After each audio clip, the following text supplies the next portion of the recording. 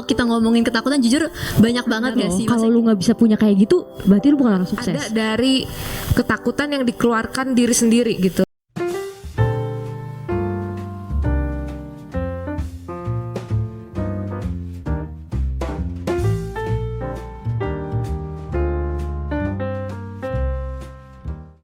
Guys, welcome back to our podcast di The Kampar. Nah, hari ini kita seperti biasa nih pengen ngobrol yang seru-seru, pengen saling sharing juga nih satu sama lain. Tapi sebelum itu kita mau lepas masker dulu kali ya, karena kita udah mematuhi protokol, kita juga udah sama-sama divaksin. Jadi biar lebih enak nih ngobrolnya, kita mau lepas masker dulu, oke? Kita mau lepas masker dulu ya guys. Nah, oke guys, hari ini kita pengen bahas topik yang kayaknya cukup relate nih sama semua orang. Mungkin ada yang dari kecil pernah ngalamin ini atau sampai sekarang masih ngalamin ini, yaitu namanya ketakutan. Siapa sih di sini yang nggak pernah ngerasain takut? Pasti semua pernah ngerasain takut dong. Pernah.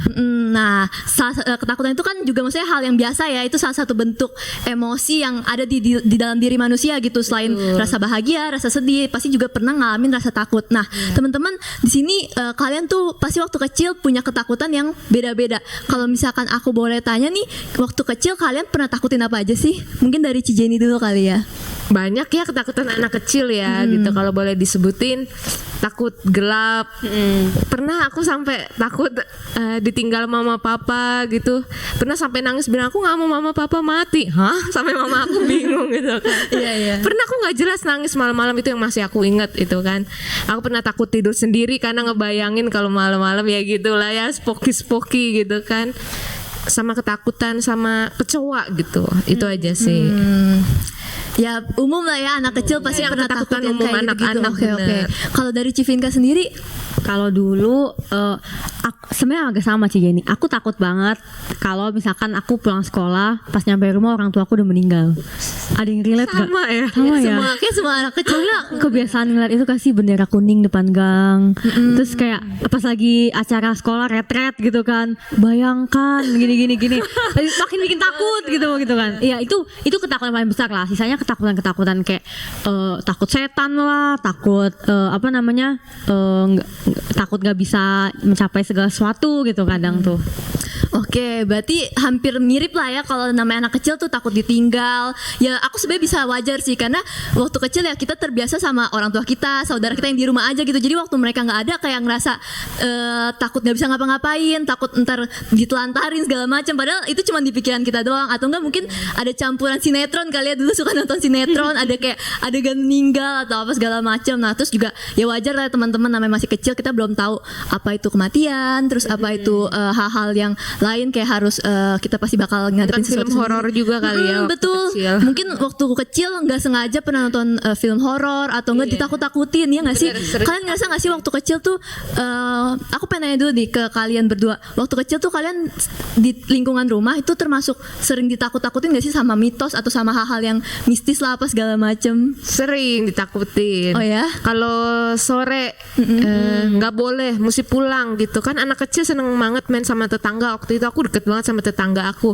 Kita seumuran gitu kan, sekolahnya juga sama gitu. Jadi seneng. Nah rumah dia kan memang di taman gitu kan, di depan taman gitu. Aku sering banget ke taman itu gitu. Pulang kalau udah sore gitu, selalu ditakutin kalau sore itu waktunya setan keluar. Nanti kamu diikutin, dibawa bebek gombel gitu kan, diumpetin, nggak bisa pulang lagi, nggak ketemu lagi. Itu sih pernah kok. Iya. Sering sih itu, apalagi di Indonesia ya. Di Indonesia kental banget nih sama hal-hal mistis dan hal-hal yang kayak gitu. Kalau Civinka? Sama sih, kayak kadang omongan orang tua atau apa gitu, bukan orang tua sih, mungkin orang sekitar atau yang lebih tua, jangan kayak gini, nanti lu kayak gitu. Makanya hati-hati ya, gini segala macam. Tapi mirip lah, mistis gitu. Iya benar-benar sih. Ya aku juga sendiri relate ya teman-teman. Maksudnya kayak sering ditakutin.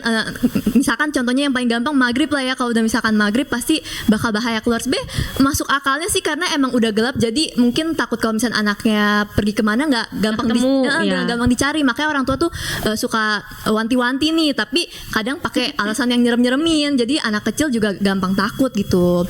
Aku juga pernah ngalamin sih teman-teman, waktu kecil aku kan susah banget tidur nih. Nah orang tua aku tuh suka takut-takutin nih, ntar ada bapak tok-tok, pokoknya ada yang serem-serem kayak Ada yang nyulik gitu loh.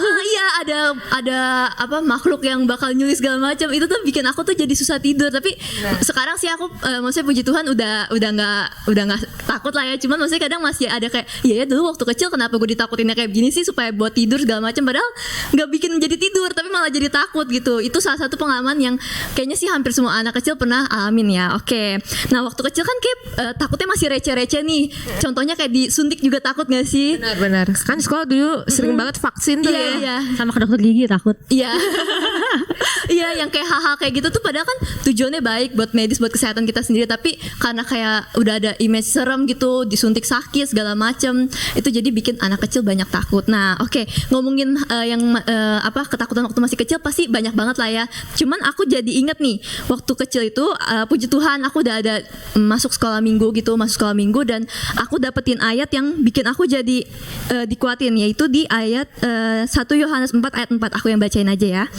Kamu berasal dari Allah, anak-anakku, dan kamu telah mengalahkan nabi-nabi palsu itu, sebab roh yang ada di dalam kamu lebih besar daripada roh yang ada di dalam dunia. Nah, ayat ini sih yang bikin aku yang mungkin sampai sekarang masih ada takutnya dikit lah ya, karena jujur aku lumayan peka gitu kalau misalnya ada suara atau enggak ada ya begitulah, maksudnya lumayan agak peka gitu. Cuman satu hal yang bikin aku tetap ingat gitu, kenapa sih aku nggak boleh takut ya, karena ini ayat firman Tuhan sendiri yang ngingetin bahwa roh kita lebih besar loh daripada roh yang ada di dunia ini, dan itu yang bikin aku jadi kita harus berani teman-teman. Oke.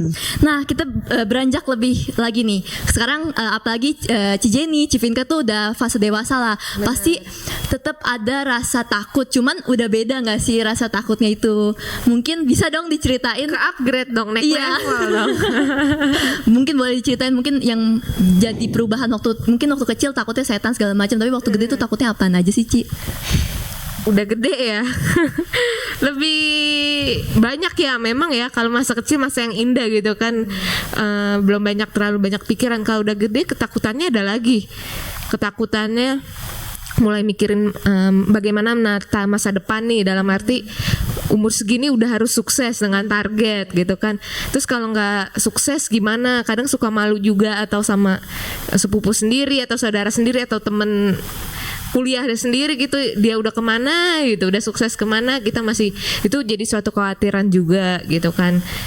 Terus juga khawatir dengan tadi udah ya pekerjaan gitu kan, berarti kan pekerjaan, karir gitu, takut. Terus udah mulai tuh kayak pasangan, jodoh gitu kan, takut. Terus sempat terlintas juga takut mati, gimana udah berguna atau belum gitu kan. Banyak lagi sih ketakutan lain gitu. Oke. Kalau Civinka sendiri? Sebenarnya liganya masih sama, masih Jenny gitu. Kayak ketika nih aku lulus kuliah langsung, ya ampun ini saatnya gue bukan tanggungan orang tua lagi gitu. Itu kayak gitu sih. Atau mungkin lulus sekolah gitu, oh iya gue bukan tanggungan orang tua gue lagi. Atau kayak kata-kata orang tuh harus bisa hidup mandiri dan lain sebagainya. Memang didikan orang beda-beda sih. Tapi kalau aku ketakutannya adalah aku tahu sih hal ini salah gitu, kayak maka pengen bahas juga nih di podcast ini. Takut kita tuh nggak bisa mencapai apa yang kita mau gitu di jangka waktu tertentu. Contoh ya, karena dunia ini tuh semuanya tuh, buka Instagram aja isinya iklan-iklan, isinya kesuksesan orang. Isinya tuh kayak umur 30 tapi belum financial freedom, umur 25 tapi belum bisa beli mobil, umur 20 tapi belum punya rumah, kayak gitu-gitulah.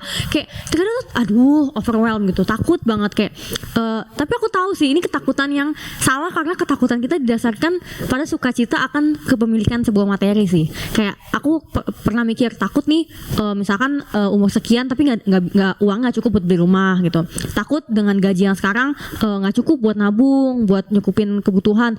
Terus ini juga jahat sih. Takut misalkan, keluarga kenapa-napa, aku harus cover semuanya gitu. Kayak ya let's be honest aja gitu. Kayak maksudnya adalah ketakutan-ketakutan di mana kayak, gue harus nanggung ini, gue harus nanggung itu. Terus kadang misalkan takut, misalkan kalau nanti ada masalah percintaan juga, misalkan bukan ketemu orang yang tepat, atau mungkin bukan nggak berhasil bangun rumah tangga sama orang yang tepat atau gimana ya, segala macam sih, kayak ketakutan yang sifatnya sebenarnya masih nanti sih, tapi kadang udah overthinking duluan. Terus misalkan ya takut nggak bisa punya anak juga gitu, nggak tahu ya, maksudnya kayak banyak sih kalau mau ditakut tuh banyak gitu. Aku sih Kayak gitu ya, mungkin maksudnya takut juga orang tua kenapa-napa. Pokoknya sesuatu yang ya kadang kalau misalkan kadang karena aku kenapa sih takut kayak gitu, kenapa sih, contoh ya, takut nggak bisa punya anak, kayak aduh nanti dicerca sama mertua, aduh ini udah kayak gimana sih obrolannya, masih jauh ya, masih jauh gitu, kayak takut dicerca sama mertua, takut dikatain ini, takut dikatain itu, takut dikatain nggak bisa hidup tenang gini, kayak takut penilaian orang lain gitu. Soalnya kalau aku berpikir ya, misalkan aku takut umur 30-an belum bisa nyicil rumah gitu, padahal aku bisa ngontrak, padahal aku bisa tinggal di kos-kosan, padahal aku bisa cari tempat tinggal, padahal aku bisa ini dan itu, kayak sebenarnya tuh masih banyak opsi lain gitu. Tapi seringkali aku takut karena dengerin apa kata orang sama ngeliat standar. Kadang kita merasa mungkin tadi takut masih kecil tuh takutnya sifatnya kayak takut hal mistis, takut hal yang kayak sifatnya tuh menakuti diri kita gitu. Tapi kalau makin beranjak dewasa, aku merasa ketakutan kita tuh karena nggak siap menghadapi hidup ke depan gitu sih. wah berat ya. Jujur, tapi teman-teman Kalau sekarang Tasya takutnya apa? Kamu kan udah kuliah nih.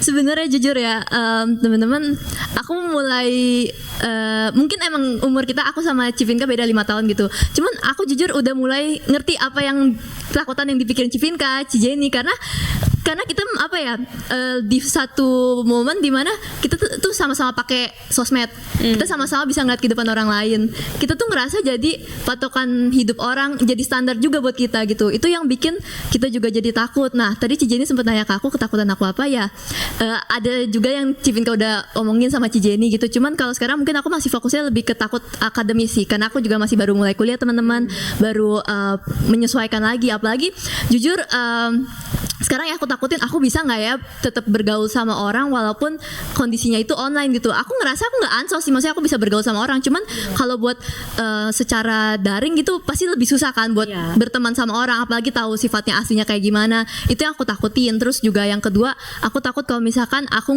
nggak terlalu bisa cepet nangkep pelajarannya, karena aku tuh dulu anak IPA gitu, terus aku ambil kuliahnya IPS, jadi aku merasa sempat takut di situ sih. Nah terus tambahan lagi tuh yang kayak mungkin udah mulai masuk ke keuangan ya, karena kita kan main TikTok nih teman-teman, kita sering lihat kayak di umur sekian udah bisa, di umur 18 udah bisa rumah dengan jualan apa segala macam. Itu pasti jadi otomatis jadi kayak oh ya kok dia bisa gua enggak. Itu sempat bikin aku takut juga loh teman-teman. Walaupun sebenarnya nggak ada yang nuntut aku buat kayak gitu, orang tua aku pun juga masih santai gitu. Aku juga masih sebagai mahasiswa gitu masih tetap dibiayain segala macam, puji Tuhannya nggak ada yang maksa aku. Tapi itu karena ada standar dari orang lain ini bikin aku juga jadi mikir gitu buat takut. Iya sih bener, aku setuju kalau misalkan pertama dari patokan orang lain terus jadi masuk ke diri kita, jadi kita bikin overthinking gitu.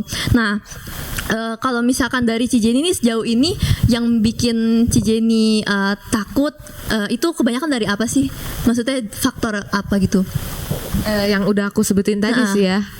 Maksudnya ada pengaruh dari orang tua kah yang kayak dorong-dorong, atau enggak lingkungan atau teman-teman? Sebenarnya faktor yang aku pikirin itu ada dari ketakutan yang dikeluarkan diri sendiri gitu loh, dari pemikiran di sini. Berarti ada kekhawatiran dong dari diri aku gitu. Berarti aku yang membuat kekhawatiran itu gitu, bukan orang lain gitu. Puji Tuhannya ada beda-beda sih ya, nggak semua keluarga sama. Ada keluarga kayak keluarga aku mungkin nggak nuntut aku untuk harus punya rumah, beliin mama rumah, beliin papa rumah atau mobil gitu, enggak gitu kan. Tapi aku sendiri gitu yang mikir gitu kan, berpacu sendiri gitu, yang membuat kekhawatiran itu. Kadang aku mikir nggak enak ya hidup dengan kekhawatiran setiap hari gitu, kayak nggak nyaman, kayak kita bawa beban terus kan, kekhawatiran, ketakutan kita apapun gitu.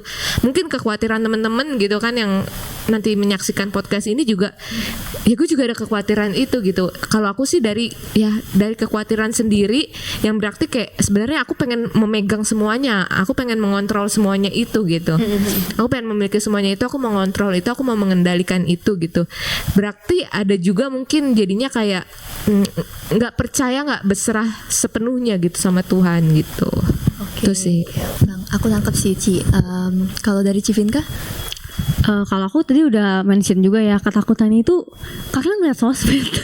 Iya, karena ngeliat apa ya, hidup orang lain kok dia aja bisa, kenapa gue enggak gitu. Dia aja beruntung, kenapa gue enggak. Dia aja bisa apa misalkan ya ngerasain semua hal itu, kenapa gue enggak gitu. Kayak gitu sih, karena aku ngeliat apa yang orang lain. Kalau misalkan dari orang tuaku sebenarnya enggak ada tekanan gitu ya. Dan kadang tuh semua itu tuh berasal dari sebenarnya orang lain tuh nggak ngomong ke kita tahu. Sebenarnya kita cuma ngeliat, cuma denger, cuma padahal tuh nggak ditujukan ke kita. Tapi kayak jadi takut karena kita merasa itu standar loh. Kalau lu nggak bisa punya kayak gitu, berarti lu bukan orang sukses. Berarti hidup lu gagal. Berarti buat apa lu hidup kayak gitu. Nanti kalau kayak gini nasib lu gimana gitu. Kayak ya seperti itu sih kurang lebih. Oke, berarti kayak intimidasi nggak sih? Intimidasi ke diri sendiri. Padahal orang nggak ngomong langsung ke kita gitu. Bener, aku setuju sih. Nah, aku tahu sih pasti namanya kita ngomongin ketakutan nggak mungkin bisa diselesain begitu aja teman-teman. Bahkan mungkin sampai sekarang pun di antar kita atau nggak di antar teman-teman yang nonton pasti masih ada rasa ketakutan. Tapi cara kalian gimana sih tetap bisa ngejalanin hidup, tetap semangat, tetap apa ya, tetap punya rasa sukacita gitu walaupun ada ketakutan-ketakutan yang mungkin bisa aja gitu ganggu pikiran kalian sehari-hari. Mungkin kalau dari Civinka? Caranya supaya bisa melawan ketakutan itu yang bertanggung jawab atas diri kita tuh diri kita sendiri gitu. Dan tapi diri kita itu tuh bukan apa ya, kayak yaudah gue bisa lakuin apa yang semua yang gue mau. Di poin ini aku menyadari sih teman-teman, kalau kita tuh bisa mikirin yang macam-macam, kita bisa mikirin segala macam, bisa merencanain segala macam, tapi emang cuma kehendak Tuhan yang jadi gitu. Kayak kita bisa kok ngerencanain mau ngelakuin A sampai Z, tapi bener-bener eksekusinya cuma Tuhan yang tahu gitu. Jadi cara supaya nggak takut adalah banyak tanya ke Tuhan gitu. Jangan overthinking, jangan merasa nggak mampu, jangan merasa takut ini dan lain sebagainya. Jangan merasa contoh ya, misalkan ketika kita udah sakit kita merasa udahlah habis hidup gue gitu, hidup gue udah nggak berarti lagi dan sebagainya macem gitu. Tapi tanya sama Tuhan, minta Tuhan yang pulihkan kita, minta Tuhan yang pimpin terus sih langkah kita gitu. Kayak nggak bisa dipungkiri, aku juga masih berjuang kok gitu, karena tadi kan aku cerita takutnya banyak banget, tapi sebenarnya itu pelan-pelan gitu, lagi dihadapi gitu. Dan ketakutan itu nggak akan bisa diatasi kalau kita nggak lebih besar dari ketakutan itu. Maybe kita nggak lebih besar dari ketakutan itu, tapi Tuhan lebih besar dari ketakutan kita gitu. Tuhan lebih besar dari setiap pergumulan yang kita pikirin. Dan maksudnya poin dimana kita bisa berdamai sama diri sendiri itu membuat kita sadar bahwa hidup ini nggak melulu loh tentang materi. Hidup ini unpredictable gitu. Kalau misalkan kita, ya aku juga maksudnya sampai sekarang pun takut gitu. Kalau misalkan kehilangan orang tua, kehilangan orang kita kasihi gitu. Tapi percaya aja sih kalau di balik segala hal-hal yang kita takutin itu, daripada kita takut sekarang, lebih baik kita enjoy the moment gitu. Lebih baik kita gunain waktu dengan baik sekarang gitu. Jadi jangan sampai ketakutan itu tuh menyita semua waktu kita, menyita semua fokus kita, menyita semua hal yang bisa kita kerjain, sampai akhirnya kita jadi nggak bisa ngapa-ngapain. Dan tadi sih maksudnya pokoknya inget aja statement ini, Tuhan lebih besar dari setiap masalah yang kita hadapi gitu. Jadi kalau walaupun masalah itu masih masih akan datang gitu, belum sampai kita hadapi sekarang, yakinlah gitu, persiapkan gitu sih, persiapkan hati kita. Terus tadi soal sosmed juga, oke, kita memang nggak bisa menghentikan orang untuk membuat konten gitu. Kita nggak bisa menghentikan orang untuk kayak nunjukin gitu, gue berhasil, lo mana gitu. Tapi kita bisa membatasi diri kita. Kayak tentang sosial media juga ya, teman-teman bisa saksin podcast kita gitu. Insecure juga gitu, nyambung semua pokoknya. Kita bisa kontrol kok gitu. Kita bisa milih untuk ya udah nggak usah lihat, ya udah nggak usah dimasukin ke hati, ya udah tetap lakuin terbaik. Kayak misalnya kita kecil hati gitu, kayak ya ampun dia seumur gue tapi dia udah punya segalanya. Aku juga punya kesehatan, aku juga punya keluarga, aku juga masih bisa bekerja, aku juga masih bisa ngerasain makanan enak. Pokoknya di bayangan kita tuh kita nggak boleh gitu dikontrol sama apa yang orang lain sampaikan. Biar kita sama Tuhan aja yang ngomong, Tuhan aku pengen nih mencapai ini, aku percaya Tuhan yang akan menolong gitu, Tuhan yang akan menuntun kita gitu sih. Mungkin agak panjang tapi memang kita harus bisa mengontrol sih. Oke, jadi intinya ngontrol diri sendiri ya, apalagi fokus ke yang Tuhan sediain sekarang ini. Iya benar-benar, fokus sama yang Tuhan sediain sekarang, jangan lihat apa yang belum kita dapetin gitu. Kayak kita takut banget, kita takut mati, takut ini kan belum gitu. Oke deh, thank you Ci. Iya. Kalau dari Ci Jenny? Iya, di mana ada roh Tuhan ada kemerdekaan. Amin. Amin. Semoga kita juga merdeka dari rasa takut ya. Sebenarnya rasa takut tuh banyak dari hal kecil. Rasa takut ditolak, rasa takut nggak diterima, rasa takut untuk gagal gitu kan. Entah itu gagal wawancara kerja atau gagal masuk kuliah, tes kuliah gitu kan, atau gagal skripsinya gitu. Pokoknya banyak deh. Semoga gitu ya teman-teman, kita semua gitu bisa hidup terbebas dari rasa takut itu gitu. Sama kan tadi ditanya gitu, gimana aku bisa mengatasi rasa takut gitu ya. Aku sih ingat gitu di toko-toko di Alkitab kan secara jujur, secara gamblang membuka gitu. Aku juga banyak gitu kan. Jadi takut ada insecure-nya juga kan berarti ya gitu kan. Di situ aku belajar tokoh dari Daud, ketakutannya, Musa ketakutan dengan kemampuannya bisa atau enggak gitu kan. Tokoh ini dengan Paulus dengan ketakutannya ini lagi, Petrus dengan kegagalannya ini lagi, bagaimana dia bangkit gitu kan. Sebenarnya aku belajar dan banyak dikuatkan dari masalah ketakutan aku dari firman Tuhan itu sih yang ngebebasin aku dari rasa takut gitu. Jadi aku mau kalau kadang gini, kita ngerasa ketakutan kita itu lebih besar gitu kalau di sini gitu, tapi Tuhan kita tuh lebih besar gitu daripada ketakutan kita gitu. Itu sih aku yang setiap hari harus perkatakan dan menang gitu, walaupun seperti intimidasi gitu kan. Udahlah kamu pasti gagal atau gimana gitu kan. Itu bikin kita ketakutan gitu kan, mau presentasi di depan gitu kan, yang kerja udahlah presentasi lu nggak bagus atau jelek gitu kan, nggak bisa menang tender atau apa gitu kan. Ya aku kalahin semua ketakutan itu dengan firman Tuhan gitu. Dan itu sangat ampuh gitu. Firman Tuhan itu seperti senjata ketika aku takut gitu. Kan ada ayatnya ketika aku takut aku berpegang gitu. Karena aku yakin kayak seperti lagunya, Tuhan menetapkan langkah-langkah orang yang hidupnya berkenan. Kita kalau hidupnya berkenan anak-anak Tuhan, aku yakin dan percaya kita lebih daripada pemenang gitu. Pasti kita akan bisa mengalahin. Emang harus dipraktekin sehari-hari ya. Nggak bisa menghindar. Tapi ibaratnya akar harus cabut akar ketakutan itu gitu, harus dihadapin gitu dengan Tuhan. Kita bisa kok itu. Wah, kayaknya seru ya teman-teman. Maksudnya kalau kita ngomongin ketakutan jujur banyak banget gak sih? Maksudnya kayak mungkin yang kita baru omongin nih, contoh dari Cijeni, dari Civinka, dari aku tuh masih sebagian kecil aja. Dari sebagian kecil dari segala jenis ketakutan. Tadi Cijeni sempat mention juga nih, ketakutan gagal, ketakutan ditolak. Itu kayak siapa sih yang gak pernah kayak gitu? Pasti mungkin mulai dari kita masuk lingkungan sekolah aja bahkan kita udah ada rasa takut kayak gitu. Waktu kita masuk ke lingkungan yang baru, ke relasi yang baru, pasti ada perasaan kayak gitu. Dan jujur kalau ngomongin ketakutan-ketakutan yang lain juga masih banyak banget dan kita nggak bisa breakdown satu-satu pastinya. Tapi yang satu hal sih yang aku belajar dari kalian berdua, dari kita semua sharing hari ini tuh, fokusnya tuh ke Tuhan ya teman-teman. Kalau misalkan ketakutan kita jadiin fokus utama kita, ya itu tuh kayak apa ya, Bisa ngelumpuhin kita. Iya, bisa gitu. ngelumpuhin kita kayak bola snowball gitu. Kalau misalkan kita terus takut, kita terus guling-guling di dalamnya, ya makin besar dan nggak ada berhentinya gitu, nggak ada berhenti dari masalah itu. Nah, jadi teman-teman, buat ketakutan ini mungkin kita nggak bisa, tadi kata Jenny, nggak bisa langsung diselesain begitu aja nggak sih? Nggak mungkin bisa kayak gue langsung berani gitu. Tapi seenggaknya kita yakin kalau misalkan kita mau ngasih kontrol ke Tuhan lebih banyak buat sepenuhnya ke Tuhan gitu. Kita minta Tuhan yang kontrol hidup kita sepenuhnya, otomatis Tuhan juga yang akan pegang hidup kita. Tuhan yang akan jaga pikiran kita, jaga hati kita, dan kita akan dimerdekakan dari rasa ketakutan itu. Nah teman-teman, sebenarnya banyak banget ya ayat yang bisa kita temuin tentang ketakutan. Kalau kalian lagi ngalamin keraguan, lagi ngalamin kekhawatiran, itu banyak banget di Alkitab. Makanya kenapa kita harus tetap erat gitu sama Tuhan, yaitu dengan membaca firman Tuhan. Nah, tapi aku mau bacain aja nih beberapa ayat yang aku dapat ketika kalian mungkin di sini ada yang lagi ketakutan kehilangan segala hal lah pokoknya, terutama nyawa ya teman-teman. Siapa sih yang nggak takut itu? Kadang aku juga pernah mikir, aduh gue ntar dipanggil Tuhan dengan kayak gimana ya? Kalian pasti pernah nggak sih mikirin kayak gitu? Itu kan pasti sering terjadi di manusia gitu kan. Cuman aku jadi ingat satu ayat ini nih, di Lukas 9 ayat 24. Aku yang bacain aja. Karena barang siapa mau menyelamatkan nyawanya, ia akan kehilangan nyawanya. Tetapi barang siapa kehilangan nyawanya karena aku, ia akan menyelamatkannya. Oke, nah di sini yang aku dapat sih teman-teman, kalau kita fokus sama diri kita, sama hidup kita aja gitu, kita pengen sesuatu yang baik-baik aja. Siapa sih yang nggak mau baik-baik aja gitu? Tetap dilindungin Tuhan, tetap punya kondisi kehidupan yang baik lah.